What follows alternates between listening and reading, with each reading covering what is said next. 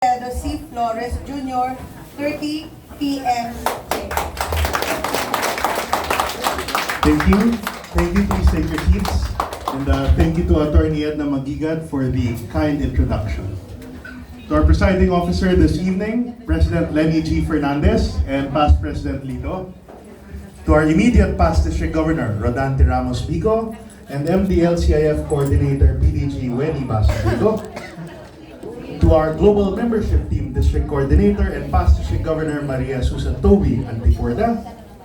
To our District Greeter and past District Governor Procesa B. Peña. To all members of the District Cabinet present here this evening, visiting Lions, fellow Lions of Laguna A region, and most especially to the officers and members of the Santa Rosa Diamonds 102 Lions Club, isang maganda at mapagpalang gabi ho sa ating lahat. I take special pleasure at being invited to speak tonight on the occasion of the induction and anniversary of the Santa Rosa Diamonds 102 Lions Club. Your club is dear and close to me.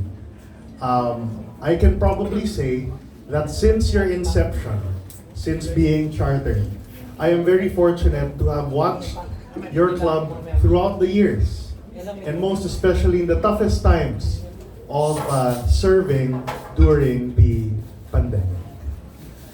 Tonight, we witnessed, and I'm very happy that she finally took her oath. President Len is inducted into office as your president this year. But I actually trace quite a history with Pres Len and of course your club. Because it was no less than during the term of past President Lito as president of your club when I ran for second vice district governor during the term of Dr. B. And in fact, President Lito, then President Lito, along with then Vice President Len, and all past presidents of the Santa Rosa Diamonds 102 Lions Club gave this representation its 101% support. And since our election in Iloilo then, to Cebu for the following year, and up to Baguio last May, I continue to enjoy the full support of the Santa Rosa Diamonds 102 Lions Club. We are now in the third quarter of our Lion Year. And for many of us, including myself, I have grown a likening to saying that malapit na. In fact, I would tell our first Vice Governor Paul, nung pagka-New Year na January 1, o Vice Gov, baka gusto mo, ikaw na, okay naman, pwede naman. Kasi nag-qualify na ako mag-IPDG dahil nag-majority na ang term natin. But you know, I think when I say that in jest, it is because to be a leader in District 301A2 is certainly no joke. Okay? And for the benefit of our newer Lions inducted this evening, District 301A2 encompasses Makati southwards to basically everything in Luzon, southwards to Bicol, to Palawan, to Mindoro, Romblon, Marinduque, and all areas of the southern Tagalog. Which is why a district governor and his vice governors would have to go around the different Lions clubs of that area to hold ceremonies for inductions, to join projects where invited, and of course, to underscore the importance of supporting our foundation in the delivery of relief and grant aid. And this month, for February, we have a mix of activities that we have had. Earlier, we had a couple of inductions, but more importantly, we celebrated, we held for the first time in a long time, our district cabinet meeting in Puerto Princesa in Palawan. And the reason behind that, why I wanted to hold it there, was because in recognition of our fellow Lions of Palawan who tirelessly attend our events here in Metro Manila or wherever around the country, we wanted to make them feel inclusive and welcome, and that our members and our cabinet officers would come to them and would make them feel that it is their area where our district is focusing on. But not too long after that, your district governor's team and our hard-working cabinet officers also oversaw in recent weeks the implementation of an emergency grant that our district received from the Lions Clubs International Foundation. Due to the torrential rains and continuous typhoons experienced in late November up to early December, and of course the shear line rains in the Bicol area up to the new year, Lions Clubs International Foundation has approved an emergency grant of $15,000 for us to deliver, and we have delivered already in the following locations. I was joined by our Vice Governors Paul and Mel, as well as our District Chairperson for Disaster Relief Hill, in Albay Province, in Tabaco City and Legazpi City. And then we also went to Sorsogon Province and delivered relief in Bulan Town. And I'm very thankful also for the team of district officers that went to Bicol last weekend, led by our Global Service Team Coordinator Juliet Nasita, Cabinet Secretary Eloisa Olivera, Cabinet Treasurer Helen Mular, District Administrator Aida Flora, who were joined by many of our other fellow Lions in distributing in Naga City in Camarines Sur. And there was a private donation towards Milaor, also beside Naga in Camarines Sur. Then they proceeded to Garchitorena, the town where our past district governor, Mayor Leda San Luis is currently in position. And thereafter, they proceeded to Camarines Norte to deliver in 4 sites. I think 2 in Daet, 1 in Talisay, and then 1 in Bagaspas Beach in Sabang in Mercedes, if I'm not mistaken. And the last stretch of our relief will be held in the province of Batangas in cooperation with our region chairpersons Wendell Lucido and Aurora Rielon in the badly hit areas of Talisay, Malvar, Laurel, and Agoncillo. So as we continue to support our Lions Clubs International Foundation, we also receive the support that our foundation gives to initiatives that are precious and valuable to our district. Notwithstanding the importance of that moment, and unfortunately, during our 3rd cabinet meeting, many of our activities sustained the strong rains in Palawan, which turned out to be the strongest in recorded history. The strongest rains endured in 3 hours, I think, was stronger than any rainfall the province had experienced in any given year. Which is why it is my priority that after full liquidation of the outstanding emergency grant that we have with the help of our governor, past district governor Weni, we will once again apply for an emergency grant anew, covering Palawan province, and I was informed there are strong shear line rains in Quezon province as well. So, since our jurisdiction is quite large, at any given moment, we really have an area that is sometimes so badly hit by adverse weather conditions. And we are very thankful dito po sa syudad, dito po sa mga probinsya na mas malapit sa Metro Manila, that we do not experience a strong inclement weather, but we hope to invite our fellow Lions here, just as we did invite you guys during our first emergency grant last August, which President Lenny and past President Lito themselves joined us. I think you joined us in Tanawan, right? And also in San Pedro. So this is our foundation in action. Imagine if 15 Lions who donate Melvin Jones Fellows would realize that their donations are received back to us for emergency grants such as these. Doon pa lang, kitang-kita na po, fellow Lions, that the impact of LCIF is not only worldwide, but felt in our corner of the earth. Which is why I invite the members and officers of the Santa Rosa Diamonds 102 Lions Club to continue supporting our foundation.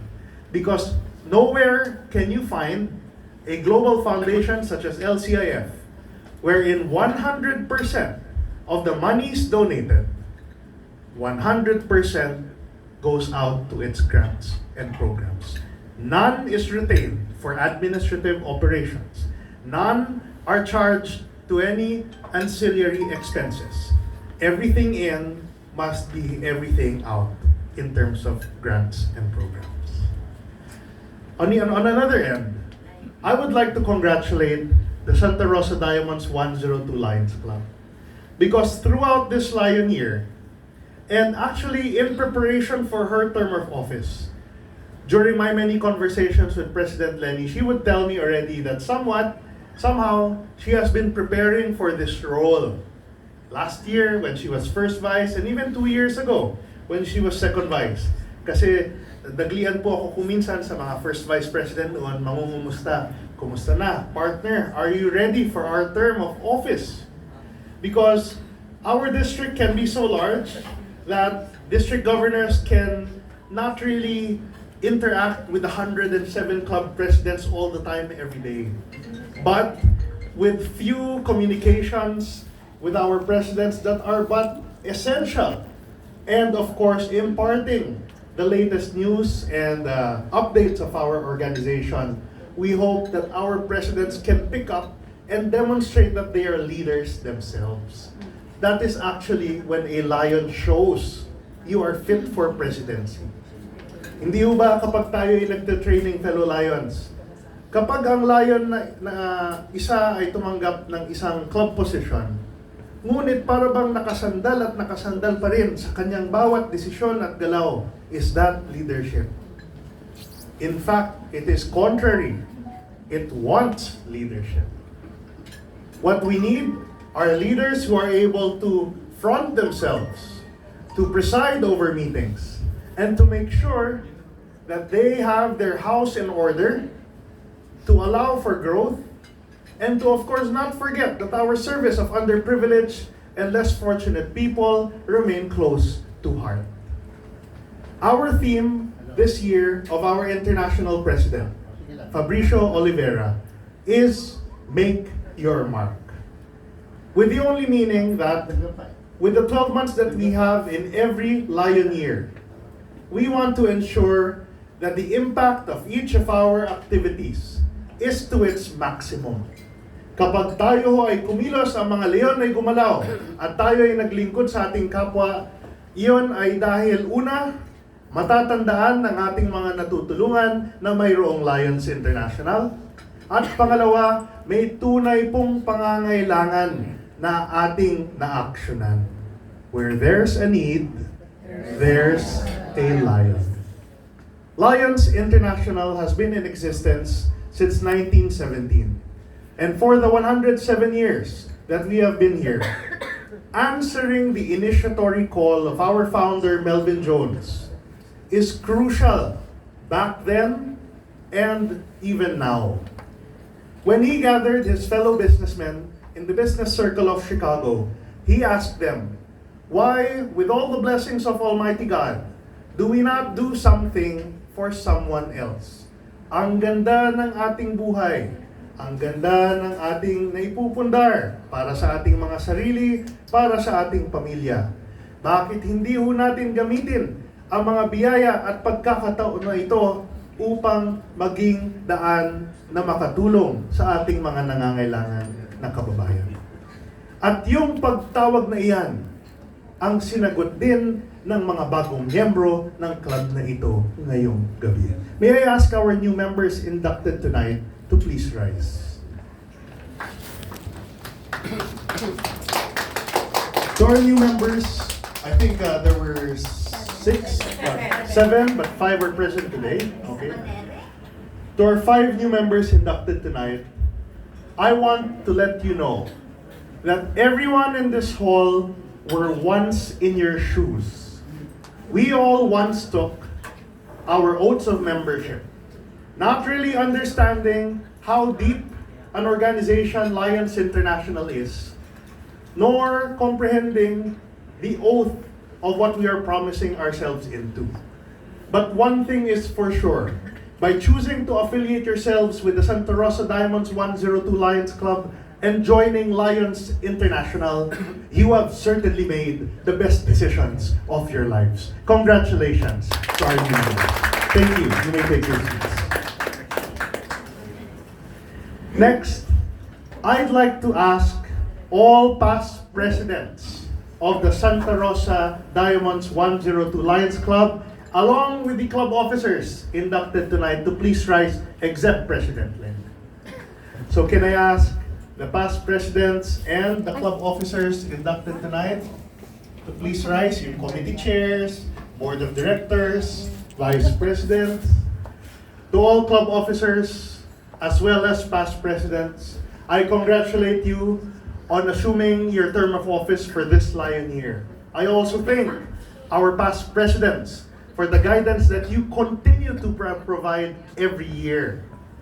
And I hope that you continue to work together to deliver a unique program of activities that does not go far in just ensuring that you help those in need. Congratulations to our officers and past presidents. Thank you. Please take your seats.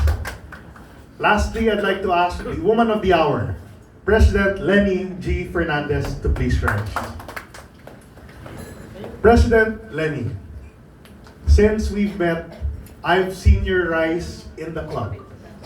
And tonight, it has culminated in your assumption of office as its Chief Executive Officer and Presiding Officer. Tonight, you're officially Madam President. But you will not lead your club from above them. You will lead them while serving alongside them, beside them, in the many projects that you deliver, and with them in tough times and in good times.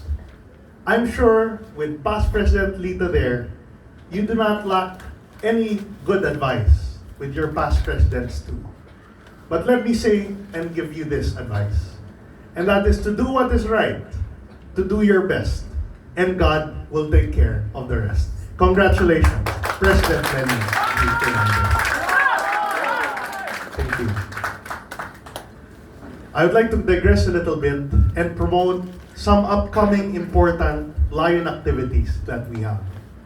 This coming April 5, 2025, I would like to invite all Lions of our district to join our forthcoming 22nd District 301A2 Sub-District Convention. It will be held at the Summit Golf and Country Club in Lipa City in Batangas. It will be a one-day affair that begins and ends with a plenary session. We will be having our election of our international third vice president nominee. Sino kaya? And we will have informative seminars as well as exciting speakers.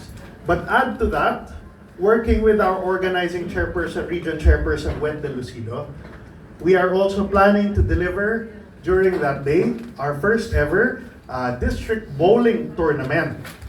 That's why if we have fellow Lions here na magagaling sa 10 pin, we are opening those who are interested to please join us on that day. Leos must also join us then because the Leadership Academy or the leadership seminars to be delivered will also be supported by a grant of our international office. So I'd like to invite our Lions of the Santa Rosa Diamonds 102 Lions Club and the Lions of Laguna A region. I think our Lions of Laguna will be hearing my voice a lot until next week. But pagpasensya nyo, but I'll be plugging this. I hope we all support our forthcoming 22nd 301A2 Sub-District Convention. Again, April 5, 2025. You may ask our cabinet officers for instructions on how to register your club. It will culminate in the evening with a fellowship night, which I think our vice governors would be inviting you for a specific motive or theme or attire then. Okay? Next, it is also my pleasure to invite everyone on May 23 to 25 to our 76th Multiple District 301 Lions State Convention, our national convention.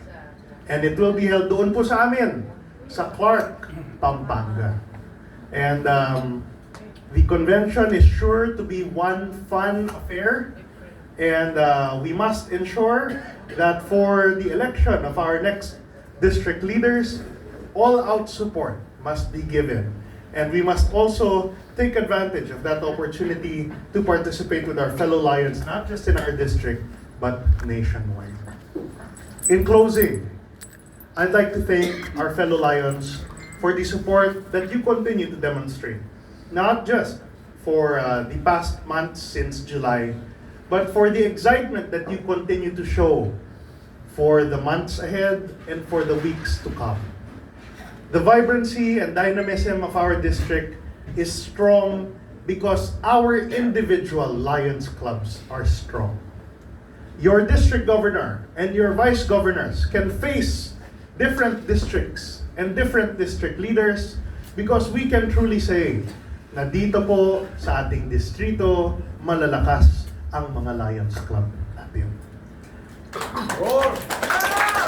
If my term of office would have one lasting legacy, yan po ay gusto ko sa pagtatapos ng taon na ito, po pwedeng sabihin ng isang kasamahang Lion natin na tunay kong ikinararangal at ipinagmamalaki na bahagi ako ng Lions International. We want to inspire pride of being a Lion, pride of being a member of the world's largest service club organization. Something that we know is life-changing, and which is why we want to invite new members, new Lions clubs, to realize this life-changing moment for them as well. Allow me to share with you my favorite quote from our founder, Melvin Jones' book of speeches, which I always like sharing. It's called I Am Lionism, and it goes something like this.